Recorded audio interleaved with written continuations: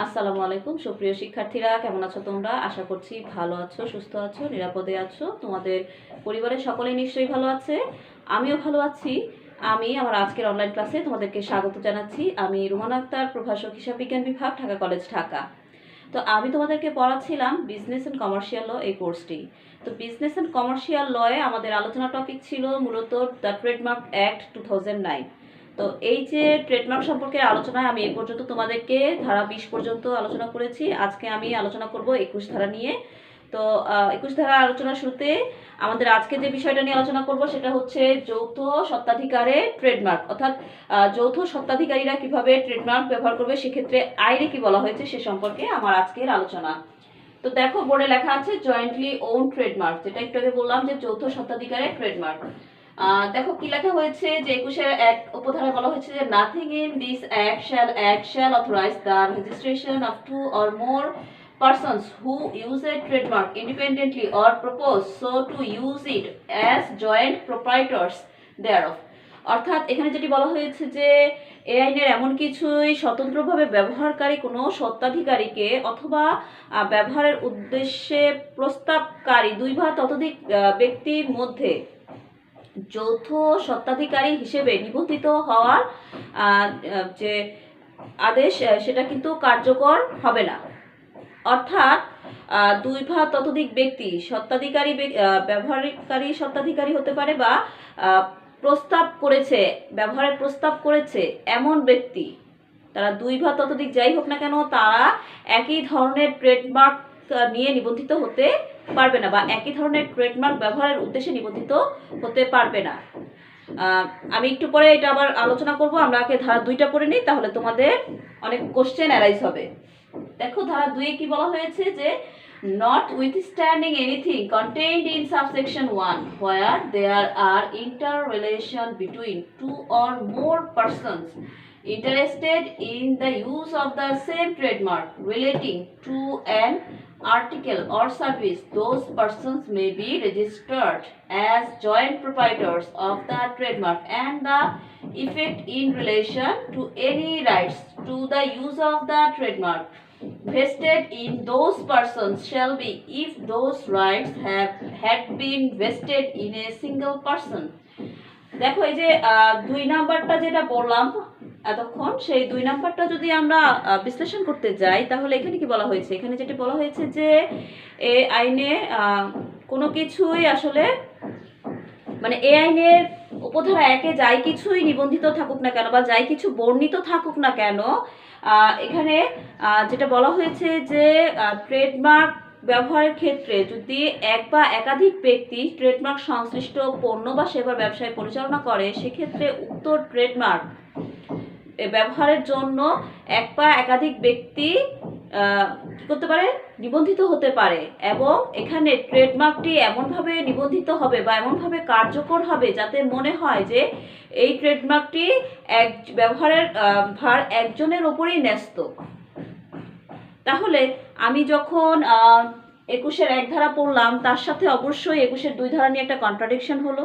21-এর 1 ধারা যেখানে বলাই হয়েছে যে এ আইনে কোনো কিছুই স্বতন্ত্র ব্যবহারকারী বা ব্যবহারের উদ্দেশ্যে প্রস্তাবকারী দুই বা ততোধিক ব্যক্তিকে যৌথ স্বত্বাধিকারে নিবন্ধিত হওয়ার যে দাবি কার্যকর করে না বা তাদেরকে নিবন্ধিত হওয়ার যে অনুমতি প্রদান করে না, সেখানে আবার 2 ধারায় কি বলা হয়েছে? 2 ধারায় বলা হচ্ছে যে উপধারা 1-এ যা কিছু বর্ণিত থাকুক না কেন, অবশ্যই যদি ট্রেডমার্ক সংশ্লিষ্ট হয়, এক বা একাধিক ব্যক্তি বা স্বত্বাধিকারী যদি ট্রেডমার্ক সংশ্লিষ্ট পণ্য বা সেবা নিয়ে ব্যবসা পরিচালনা করে, তাহলে আবার তাদেরকে কিন্তু বলা হচ্ছে যে তারা একসাথে নিবন্ধিত হতে পারবে। মানে একটা ট্রেডমার্ক ব্যবহারের উদ্দেশ্যে এক বা একাধিক স্বত্বাধিকারী কিন্তু নিবন্ধিত হতে পারবে। তাহলে এখানে অবশ্যই একটা কন্ট্রাডিকশন, 2-এ বলছে এক কথা, আবার 1-এ বলছে অন্য কথা, সম্পূর্ণ বিপরীত কথা হচ্ছে। বিপরীত কথা না, কথাটা আসলে এরকম যে 1-এ স্পষ্ট করে বলে দেওয়া উচিত ছিল যে দুই বা ততোধিক ব্যবহারকারী বা স্বত্বাধিকারী যারা ট্রেডমার্কের উদ্দেশ্যে নিবন্ধিত হতে চায়, তারা নিবন্ধিত হতে পারবে না তখন যখন তাদের যে ব্যবসা, যে পণ্য বা সেবা রয়েছে সেইগুলো আলাদা হবে। ঠিক আছে? তাদের ব্যবসা মানে 2 বা ততোধিক ব্যবহারকারী বা স্বত্বাধিকারী বা ট্রেডমার্ক ব্যবহারের প্রস্তাবকারী তাদের যে পণ্য বা সেবার ব্যবসায় রয়েছে সেই ব্যবসার পণ্য বা সেবার ধরনটাই আলাদা। সেক্ষেত্রে তারা একটি বা একই ধরনের ট্রেডমার্ক ব্যবহারের উদ্দেশ্যে নিবন্ধিত হতে পারবে না। আর ধারা 2তে কিন্তু স্পষ্ট করে বলে দেওয়া হয়েছে যে ট্রেডমার্কের সাথে সংশ্লিষ্ট পণ্য বা সেবার সাথে মানে শুধু যে পণ্য বা সেবার মানে সেবাই থাকবে সংশ্লিষ্ট ট্রেডমার্কের সাথে তা কিন্তু না। বলা হয়েছে কি এক বা একাধিক ব্যক্তি যারা ট্রেডমার্ক সংশ্লিষ্ট ব্যবসায় পণ্য বা সেবার ব্যবসায় পরিচালনা করে তারা কিন্তু পরস্পর সম্পর্কযুক্ত থাকতে হবে। এখানে বলেই দেওয়া হয়েছে, দেখো, same trademark relating to an article or service, those person may be registered as a joint proprietors of the trademark, and the effect in relation to any rights to the use of the trademark vested in those person shall be if those rights had been vested in a single person. অর্থাৎ তারা যেহেতু পরস্পর সম্পর্কযুক্ত এবং একই ধরনের পণ্য বা সেবা নিয়ে ব্যবসা পরিচালনা করছে, তাই তারা নিবন্ধিত হতে পারবে এবং তাদের উপর ট্রেডমার্ক নিবন্ধনটা এমনভাবে কার্যকর হবে যেন মনে হবে যে আসলে একজন স্বত্বাধিকারীর উপর বা একজন ব্যবহারকারীর উপরেই আসলে ট্রেডমার্কটি মানে ন্যস্ত করা হয়েছে, ট্রেডমার্ক ব্যবহারের ভার ন্যস্ত করা হয়েছে। যদিও এখানে একাধিক মানে ব্যবহারকারী বা স্বত্বাধিকারী ট্রেডমার্কটি ব্যবহার করতে পারবে, কিন্তু তাদের যে পারসেপশনটা থাকবে, তাদেরকে দেখে মনে হবে, তাদের ওপর অর্পিত কাজটার ফলাফলটা এমন হবে যে মনে হচ্ছে যে তারা আসলে একজন, এতগুলো ব্যবহারকারী আসলে একটি পক্ষ। মূলত আইনে এই কথাটি বলা হয়েছে। এবার আসি 22 ধারা সম্পর্কে। 22 ধারা কি বলা হয়েছে দেখো, duration, renewal and restoration of rights, restoration of registration, অর্থাৎ নিবন্ধনের মেয়াদ, নবায়ন এবং পুনর্বহাল সম্পর্কে আইনে কি বলা হয়েছে সে সম্পর্কে 22 ধারায় আলোচনা করা হয়েছে। তাহলে 22-এর 1 ধারাটা বা 22-এর 1 উপধারায় কি বলা হয়েছে সেটা দেখে নিই। The registration of trademark shall be for a period of 7 years but may be renewed from time to time in accordance with the provisions of this section. অর্থাৎ এখানে বলা হয়েছে যে একটা ট্রেডমার্ক নিবন্ধিত হলে তার মেয়াদ হবে 7 বছর, তবে এই আইনের অধীনে সেটা কিন্তু সময় কি করতে হবে, নবায়ন করতে হবে। মানে যে সময় এটা নবায়ন করা প্রয়োজন, এই ট্রেডমার্কটি নবায়ন করা প্রয়োজন, সেই সময় এটি নবায়ন করতে হবে। তাহলে 22 ধারায় আমরা মেয়াদ সম্পর্কে শুরুতে আলোচনা করলাম। 22-এর 2 ধারায় কি বলা হয়েছে দেখো, যে the registrar shall on application made by the registered proprietor of a trademark in the prescribed manner within the prescribed period renew the registration of the trademark for a period of 10 years from the date of expiration of the original registration or as the case may be of the last renewal of registration. অর্থাৎ এখানে যেটি বলা হয়েছে আমরা যদি বিশ্লেষণ করি তাহলে পাচ্ছি কি, যে বিশ্লেষণ করলে পাচ্ছি একজন নিবন্ধিত ট্রেডের নিবন্ধিত স্বত্বাধিকারী নির্ধারিত সময়ে, নির্ধারিত পদ্ধতিতে এবং মেয়াদের মধ্যে যদি আবেদন মানে প্রদান করেন, নবায়নের আবেদন প্রদান করেন, সেক্ষেত্রে নিবন্ধক কি করবে, সেই নিবন্ধক সেই মেয়াদ অনুসারে অথবা এখানে ক্ষেত্র মতে নবায়ন শেষ হওয়ার তারিখ বা মানে মেয়াদকে নবায়ন করার পরের যে তারিখ, সেই তারিখ হতে পরবর্তী 10 বছরের জন্য তিনি এটি আবার নতুন করে নিবন্ধন করে নেবেন। অর্থাৎ এর মেয়াদ তখন আরও 10 বছর বৃদ্ধি করা হবে। আমি সোজা কথায় বলছি যে একটি ট্রেডমার্ক যখন নিবন্ধিত হয় তখন সেটার মেয়াদ থাকে 7 বছর। তো এর মধ্যে আমরা যেটা 22-এর 1 ধারায় দেখেছি যে সেটা টাইম টু টাইম কি করতে বলেছে, রিনিউয়াল করতে বলেছে।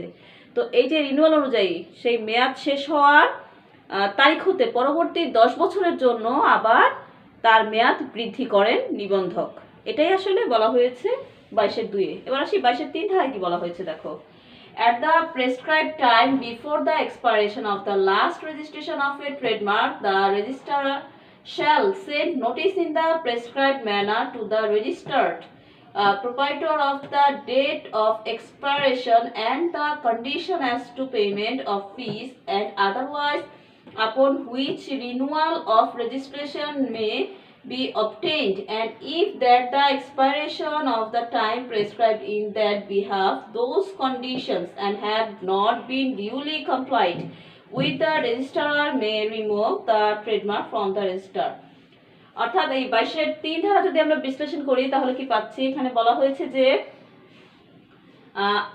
নির্ধারিত সময়ের মধ্যে আমাদের যে ট্রেডমার্ক রয়েছে, নিবন্ধিত ট্রেডমার্ক রয়েছে, তার মেয়াদ উত্তীর্ণ হওয়ার পূর্বে নির্ধারিত সময়ের মধ্যে নিবন্ধক ব্যবহারকারী মানে ট্রেডমার্কের যে স্বত্বাধিকারী রয়েছে সেই স্বত্বাধিকারী বরাবর একটি মানে মেয়াদ শেষ হওয়ার তারিখ উল্লেখ করে, ফি প্রদানের শর্তাবলী উল্লেখ করে এবং নবায়নের যে শর্তসমূহ রয়েছে সেই শর্তসমূহ উল্লেখ করে একটি নোটিশ পাঠাবেন। সেই নোটিশটি পাঠানোর পরে সেটি পূরণ করার জন্য যদি ট্রেডমার্ক ব্যবহারকারী যে সকল শর্ত উল্লেখিত রয়েছে সেই শর্ত মানে পূরণ না করে থাকে, নির্ধারিত সময়ের মধ্যে সেই শর্ত পূরণ না করে থাকে, তাহলে কিন্তু নিবন্ধক কী করবে, নিবন্ধক তার নিবন্ধন বহি হতে এই ট্রেডমার্কটি নিবন্ধন কর্তন করতে পারেন। এখানে বলাই হয়েছে দেখো যে registrar May remove the trademark from the register, মানে নিবন্ধন বহি হতে এই যে নিবন্ধিত ট্রেডমার্কটি রয়েছে সেটিকে কর্তন করতে বা মুছে ফেলতে পারে।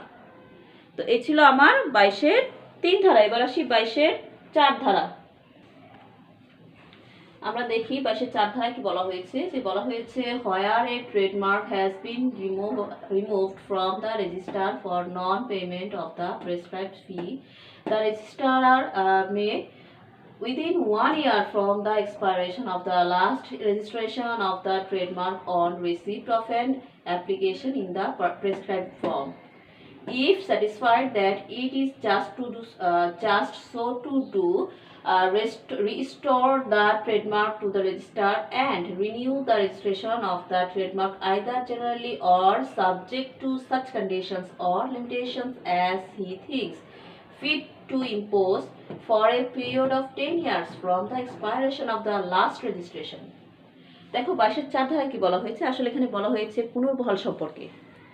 তাহলে আমরা এই 22-এর 4 ধারা যখন বিশ্লেষণ করি আমরা কি পাচ্ছি, এখানে বলা হয়েছে যে কোনো কোনো নিবন্ধিত ট্রেডমার্ককে যদি তার ফি প্রদান না করা হয় এবং এ কারণে যদি নিবন্ধন বহি হতে কর্তন করা হয়, তাহলে সেক্ষেত্রে নিবন্ধক কি করবেন, নিবন্ধক যদি ওই ট্রেডমার্কটি নিবন্ধিত হওয়ার মেয়াদ উত্তীর্ণ হওয়ার বা কর্তনের 1 বৎসরের মধ্যে, আসলে এখানে কর্তনের কথাটাই হবে, যে 1 বৎসরের মধ্যে যদি তিনি নির্ধারিত ফর্মে আবেদন প্রাপ্ত হন, তাহলে সেই আবেদন প্রাপ্তির পর তিনি এ মর্মে নিশ্চিত হবেন যে তিনি এই ট্রেডমার্কটি পুনর্বহাল করতে পারবেন নিবন্ধন বহিতে, এবং এটা যে তিনি পুনর্বহাল করেছেন সেটা করার পরে তিনি সেটা সাধারণভাবে বা শর্ত সাপেক্ষে বা সীমাবদ্ধতা সাপেক্ষে তিনি আবার এটার যে মেয়াদ উত্তীর্ণ হয়েছিল সেই উত্তীর্ণ হওয়ার তারিখ থেকে পরবর্তী 10 বছরের জন্য নবায়ন করবেন বা নবায়ন করার অনুমতি দিবেন।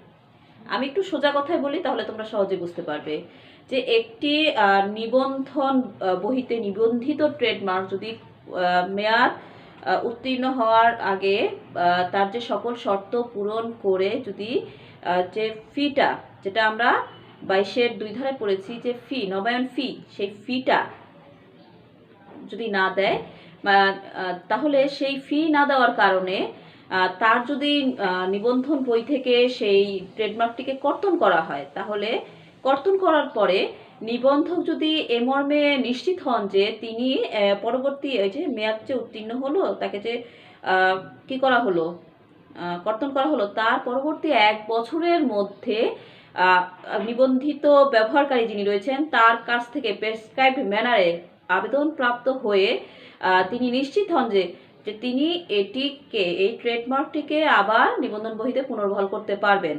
এবং এক্ষেত্রে তিনি যে নিবন্ধন বইতে পুনর্বহাল করলেন সেটি কিভাবে, সেটি কি সাধারণভাবে না শর্ত সাপেক্ষে বা না সীমাবদ্ধতা সাপেক্ষে নিবন্ধন করলেন, সে অনুযায়ী কিন্তু তিনি এটিকে আবার 10 বছরের জন্য নবায়ন করার অনুমতি প্রদান করবেন। তো এই ছিল আমার 22-এর 4। এরপরে আসি 23-এর ধারায়। 23 ধারায় কি বলা হয়েছে একটু দেখো, যে effect of removal from registration for failure to pay fee for renewal. অর্থাৎ নবায়নের যে ফিটা রয়েছে সেই ফিটা যদি ব্যর্থতার কারণে নিবন্ধন বই হতে ট্রেডমার্কটিকে কর্তন করা হয়, তাহলে তার ফলাফলটা কি সে সম্পর্কে 23-এ আলোচনা করা হয়েছে। আসো আমরা একটু পড়ি কি বলা হয়েছে 23-এ। 23 ধারায় বলা হয়েছে যে হোয়ার এ trademark has been removed from the register for failure to pay the fee for renewal, it shall nevertheless, for the purpose of any application for the registration of another trademark during 1 year next after the date of the removal, be deemed to be a trademark already on the register unless the trademark is satisfied. তো এখানে যে কথাটি বলা হয়েছে সেটি হচ্ছে যে একটি ট্রেডমার্ক যদি নবায়ন ফি পরিশোধ না হওয়ার কারণে নিবন্ধক নিবন্ধন বই হতে কর্তন করে দেন, তাহলে তারপরে কি হবে? তারপরে এটা কিন্তু কর্তন করে ফেললো। কর্তন করার পরে অবশ্যই নিবন্ধন অফিসে একাধিক ট্রেডমার্কের জন্য আবেদন জমা পড়ে, বিভিন্ন ব্যবহারকারী কর্তৃক তারা আবেদন করেন ট্রেডমার্কের জন্য। যদি সিমিলার ট্রেডমার্কের জন্য আবেদন হয় সেক্ষেত্রে নিবন্ধক সেটা কি করবেন? বিবেচনা করবেন। তো এই যে দাখিলকৃত আবেদনগুলো বিবেচনা করার ক্ষেত্রে পরবর্তী 1 বছরের মধ্যে, অর্থাৎ যেখান থেকে যে ডেটে কর্তন করা হলো তার 1 বছরের মধ্যে কিন্তু এটিকে নিবন্ধন বহিতে রক্ষিত আছে বলে গণ্য করা হবে। আমি আবার বলছি, যে তারিখ থেকে কর্তন করা হলো সেই তারিখ থেকে কিন্তু 1 বছর পর্যন্ত এটি নিবন্ধন বহিতে রক্ষিত রয়েছে বলে গণ্য করা হবে, যদি না ট্রাইব্যুনাল এ মর্মে নিশ্চিত হন যে, অর্থাৎ এখানে যে ট্রেডমার্কের যে শুনানিটা হয় সেই ট্রাইব্যুনালটা এই মর্মে নিশ্চিত হন যে এখানে নতুন কোনো ট্রেডমার্ককে বা ওই ট্রেডমার্কটি অন্য কোনো ব্যবহারকারীকে ব্যবহারের সত্যটা দান করবে কিনা। সেক্ষেত্রে ট্রাইব্যুনালকে তো অবশ্যই সন্তুষ্ট হতে হবে যে হ্যাঁ, এই ট্রেডমার্কটি আসলেই আর ব্যবহার হচ্ছে না। আর নয়তো যদি এটা ব্যবহারকারী পুনরায় এটাকে পাওয়ার জন্য অ্যাপ্লিকেশন করে, তাহলে কিন্তু ওই 1 বছরের মধ্যে এটাকে নিবন্ধক কিন্তু পুনর্বহাল করতে পারবে। যেটা আমি 22-এর 4 ধারায় বলেছি যে আবেদন প্রাপ্ত হয়ে কিন্তু নিবন্ধক এটাকে পুনর্বহাল করতে পারবে কিনা সে মর্মে নিশ্চিত হন। তার মানে এখানে একটা সুযোগ আছে যে নিবন্ধক যখন আবেদন প্রাপ্ত হবেন আবেদনকারীর কাছ থেকে, অর্থাৎ যিনি অলরেডি ব্যবহারকারী ছিলেন তার ট্রেডমার্কটা যেহেতু নবায়নের ফি পরিশোধ করা হয়নি বলে কর্তন করা হয়েছে, তার কাছ থেকে যদি আবেদন প্রাপ্ত হয় তাহলে কিন্তু সে কি করবে? অবশ্যই এটাকে নিবন্ধন বহিতে নিবন্ধিত করবে যদি তিনি নিশ্চিত হন। এবং এই নিশ্চিত হওয়ার জন্য কি করতে হবে? অবশ্যই ট্রাইব্যুনাল থেকে তিনি একটা মতামত পাবেন, তাই না?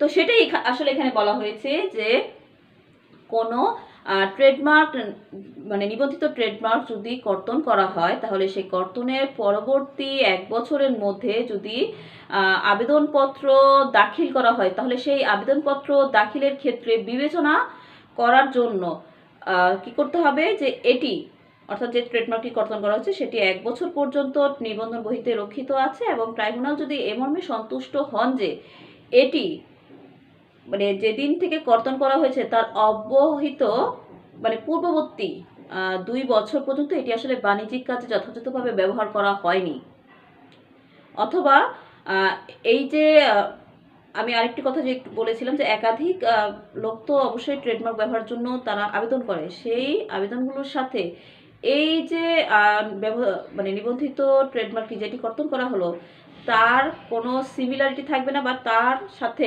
প্রতারণা বা বিভ্রান্তিমূলক কোনো ঘটনার উদ্ভব হবে না।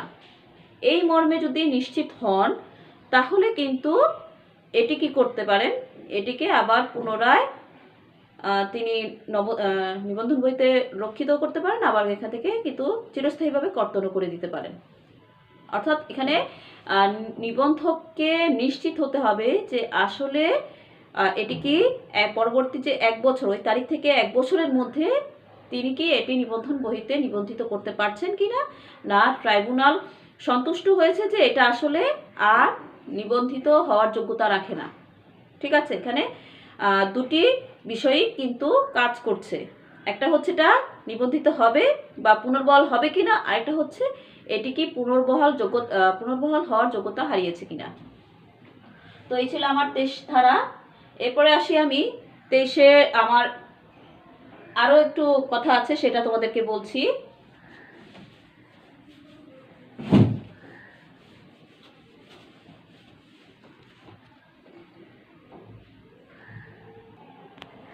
অপসারিত ট্রেডমার্কটি আসলে ট্রেডমার্ক রেজিস্টার বহিতে লিপিবদ্ধ থাকতে পারে যদি সেটি দুটি শর্ত পূরণ করে। সেই শর্ত দুটো কি, যেটি আমি একটু আগে বলছিলাম যে এটি অপসারণের পূর্ববর্তী 2 বছরের মধ্যে ব্যবহৃত হয়েছে, যদিও এটি যথাযথ বাণিজ্যিক কাজে ব্যবহৃত হয়নি, এটি 2 বছর পর্যন্ত ব্যবহৃত হয়েছে। এবং দ্বিতীয় শর্ত হচ্ছে যে এই পূর্ববর্তী ব্যবহার মানে অপসারিত ট্রেডমার্কটির পূর্ববর্তী ব্যবহার এর সাথে নতুন কোনো ট্রেডমার্ক ব্যবহারের কারণে ক্রেতা সাধারণদের মধ্যে কোনো বিভ্রান্তি সৃষ্টি হবে না। আসলে এই সম্পর্কেই আমার মূলত এখানে আলোচনা করা হয়েছিল। এখন আমরা আলোচনা করব, দেখো এখানে কি বলা হয়েছে যে 24-এ no action for infringement of unregistered trademark. 24 ধারা পড়ানোর আগে আমি বলে নিই, আমি কিন্তু একটু আগেই 4 ধারা শেষ করেছি। এখন আমি চতুর্থ অধ্যায়টা শেষ করেছি ট্রেডমার্ক অ্যাক্টসের। আজকে আমি পঞ্চম অধ্যায়ের থেকে স্টার্ট করছি। যে পঞ্চম অধ্যায় কি ছিল, ইফেক্টস অফ রেজিস্ট্রেশন, অর্থাৎ নিবন্ধনের ফলাফল সম্পর্কে এই পঞ্চম অধ্যায়ে আলোচনা করা হয়েছে। যে এই অধ্যায়টা আসলে 24 ধারা থেকে স্টার্ট হয়েছে। তো 24 ধারায় যেটা বলা হয়েছে যে no action for infringement of unregistered trademark, অর্থাৎ অনিবন্ধিত ট্রেডমার্কের বিষয় আসলে এখানে বলা হয়েছে। তো দেখো এখানে কি বলা হয়েছে যে no person shall be entitled to institute any proceeding to prevent or to recover damages for the infringement of an unregistered trademark, অর্থাৎ কোনো ব্যক্তি তার অনিবন্ধিত ট্রেডমার্ক লঙ্ঘনের জন্য তার প্রতিকার চেয়ে বা ক্ষতিপূরণ চেয়ে আইনের কার্যধারা গ্রহণ করার অধিকারী হবেন না। মানে নিবন্ধিত ট্রেডমার্ক যদি কেউ লঙ্ঘন করে তাহলে সেই ব্যক্তির বিরুদ্ধে আসলে কি করা যাবে, যে মামলা করা যাবে, ক্ষতিপূরণ আদায় করা যাবে। কিন্তু অনিবন্ধিত ট্রেডমার্ক যেটা আমরা অহরহই দেখি চারপাশে চলে আসছে, বিভিন্ন লোক বিশেষ করে যারা ছোট ছোট ব্যবসায়ী তারা কিন্তু অনিবন্ধিত ট্রেডমার্ক ব্যবহার করছে। তো এই ধরনের ট্রেডমার্ক যদি কেউ লঙ্ঘন করে তাহলে সেই লঙ্ঘনের প্রতিকার চেয়ে বা ক্ষতিপূরণ চেয়ে ওই ব্যক্তি কিন্তু আইনের আশ্রয় লাভ করতে পারবেন না, বা আইনের যে ট্রেডমার্ক অনুযায়ী যে আইনের কার্যধারাগুলো রয়েছে সেই কার্যধারাগুলো তিনি কমপ্লিট করতে পারবেন না, অর্থাৎ সেই কার্যধারা গ্রহণ করতে অধিকারী হবেন না। এবার দেখি 24-এর 2 ধারায় কি বলা হয়েছে, দেখো যে nothing in this act shall be ডিড to affect rights of action against any person for passing of goods or services as the goods or services as the case may be of another person or the remedies in respect thereof। এখানে person হবে, এখানে এটা person S একটা লেখা হয়নি। আচ্ছা, তো এখানে যেটা বলা হয়েছে যে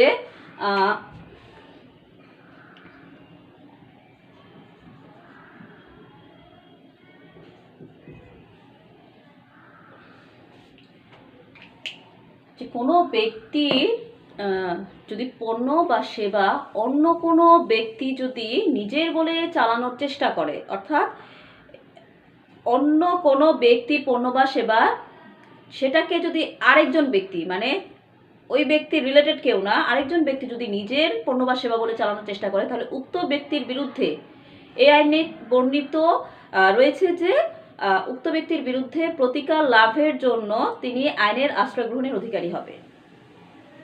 তার মানে এটা কি বললাম, এখানে কিন্তু ট্রেডমার্কের কথা আসছে না, এখানে আসছে পণ্য বা সেবার কথা। যে একজন ব্যক্তির পণ্য বা সেবা অন্য কোনো ব্যক্তি যদি নিজের বলে চালায় তাহলে সেক্ষেত্রে কিন্তু যিনি ভুক্তভোগী তিনি সেই যিনি ক্রাইমটা করেছেন তার বিরুদ্ধে আদালতে আশ্রয় গ্রহণ করতে পারবেন, আইনের আশ্রয় গ্রহণ করতে পারবেন। এই আইনে কিন্তু সেটা বলা হয়েছে, এখানে ট্রেডমার্কের কথা এই 2 নম্বরে বলা হয়নি। এরপরে আসি 25 ধারায় কি বলা হয়েছে, দেখো যে রাইটস কনফার্ড বাই রেজিস্ট্রেশন, অর্থাৎ অধিকার, নিবন্ধনের অধিকার মানে নিবন্ধনের যে অর্জিত অধিকার, সেটা নিবন্ধনের ফলে যে অধিকারটা অর্জিত হয়েছে সেটা সম্পর্কে 25 ধারায় আলোচনা করা হয়েছে। তাহলে চলো আমি 25-এর 1 ধারায় কি বলা হয়েছে সেটা একটু দেখি। Subject to the other provisions of this act, the registration of a person in the register as proprietor of a trademark in respect of any goods or services shall if valid, give to the person the exclusive right to the use of the trademark in relation to those goods or services as the case may be, and to obtain relief in respect of infringement of the trademark in the manner provided by this act. 25 ধারা যদি আমরা বিশ্লেষণ করি তাহলে কি পাচ্ছি, সেখানে বলা হয়েছে যে কোনো ব্যবহারকারী যিনি ট্রেডমার্কটি নিবন্ধন করেছেন, অর্থাৎ নিবন্ধিত ট্রেডমার্কের ব্যবহারকারী তার পণ্য এবং সেবার যে অধিকার, ব্যবহারের যে অধিকার রয়েছে সেই অধিকারের ক্ষেত্রে তিনি কিন্তু নিরঙ্কুশ সত্ত্ব বজায় রাখবেন। অর্থাৎ আমি সহজ করে যদি বলি যে একজন নিবন্ধিত ব্যবহারকারী তিনি যে ট্রেডমার্কটি তার পণ্য বা সেবার জন্য নিবন্ধন করেছেন, সেই পণ্য বা সেবার জন্য তিনি তার ট্রেডমার্কটি ব্যবহারের নিরঙ্কুশ সত্ত্ব বজায় রাখবে। মানে তার ওই মালিকানা সত্ত্বটা ট্রেডমার্ক ব্যবহারের ক্ষেত্রে সেটা থাকবে নিরঙ্কুশ, মানে সে ব্যবহার করতে পারবে, অন্য কেউ না। কিন্তু অন্য কেউ যদি সেটা লঙ্ঘন করে, অর্থাৎ তার ট্রেডমার্কটি যদি অন্য কেউ ব্যবহার করে, তাহলে সেক্ষেত্রে তিনি কিন্তু এই আইনে বর্ণিত পদ্ধতিতে আইনের আশ্রয় লাভের অধিকারী হবেন এবং প্রতিকার লাভ করতে পারবেন। আসলে সে সম্পর্কে এই 25 ধারায় বলা হয়েছে। তার মানে নিবন্ধনের ফলে সে কি পেল, দেখো অনিবন্ধিত যিনি ছিলেন, 24 ধারায় আমরা যেটা দেখলাম যে অনিবন্ধিত যিনি ব্যবহারকারী ছিলেন ট্রেডমার্কের, তিনি কিন্তু আইনের আশ্রয় নিতে পারছেন না। ট্রেডমার্কের আইনের যে কার্যধারাগুলো রয়েছে সেগুলো তিনি কিন্তু গ্রহণ করতে পারছেন না। কিন্তু একজন নিবন্ধিত ব্যবহারকারী তিনি কিন্তু ট্রেডমার্কটি ব্যবহারের নিরঙ্কুশ শর্ত পাচ্ছেন, অর্থাৎ তিনিই শুধু ব্যবহার করতে পারবেন। তো এই যে অধিকারটা পাচ্ছেন তিনি আইনের মাধ্যমে, তাহলে তার এই অধিকারকে কেউ যদি লঙ্ঘন করে, অর্থাৎ ট্রেডমার্কটি যদি অন্য কোনো ব্যক্তি ব্যবহার করে, তার পণ্য বা সেবাকে যদি অন্য কোনো ব্যক্তি ব্যবহার করে, তাহলে কিন্তু সে কি করবে, এই আইনে বর্ণিত অবস্থায় যে পদ্ধতিগুলো রয়েছে, প্রতিকার লাভের যে কার্যধারা রয়েছে আইনের, সেটি কিন্তু তিনি গ্রহণ করতে পারবেন। তো এই ছিল আজকে তোমাদের সাথে আমার আলোচনা। আগামী ক্লাস পর্যন্ত তোমরা ভালো থাকো, সুস্থ থাকো, স্বাভাবিক থাকো। আমি নেক্সট ক্লাসে 25 ধারার বাকি বিধানগুলো আলোচনা করব। তো সকলকে ধন্যবাদ। আল্লাহ হাফেজ।